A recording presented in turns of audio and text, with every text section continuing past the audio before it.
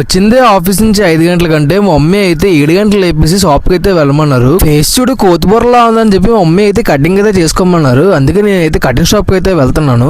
ఎంత కష్టపడి మార్నింగ్ లేచి షాప్ దగ్గరికి వస్తే షాప్ చూడండి క్లోజ్ చేసి అయితే ఉన్నది. సరేలే ఇంకేం చేస్తా అని చెప్పి వేరే షాప్ దగ్గరికి అయితే వెళ్తున్నాను. సరేలే అని చెప్పి షాప్ దగ్గరికి వస్తే ఈ షాప్ కూడా క్లోజ్ చేసి ఉంది. కోపం వచ్చినా ఆనందం వచ్చినా సరే నేనైతే ఫుడ్ అయితే తినాలి కంపల్సరీ, లేకపోతే నాకైతే కోపం మీద అసలు తగ్గదు. అందుకే నేను పక్కన టిఫిన్ షాప్ దగ్గరికి అయితే వస్తాను. ఆలోపు అయితే ఆ షాప్ ఓపెన్ చేస్తారు కదా బాబు అని చెప్పి నేను ఒక ప్లేట్ బోండ్ అయితే తీసుకున్నాను. ఫాస్ట్ గా తినేద్దాం కటింగ్ షాప్ దగ్గరికి అయితే వెళ్దాం అనుకున్న లోపు ఆ షాప్ అయితే ఇంకా తీయలేదు. నాకంటే చాలా కోపం వచ్చింది. బ్యానర్ పైన నెంబర్ కి అయితే కాల్ చేశాను. వెంటనే ఆ బ్రో వచ్చి షాప్ అయితే ఓపెన్ చేస్తారు. మనతో మాత్రం మామూలుగా ఉండదు.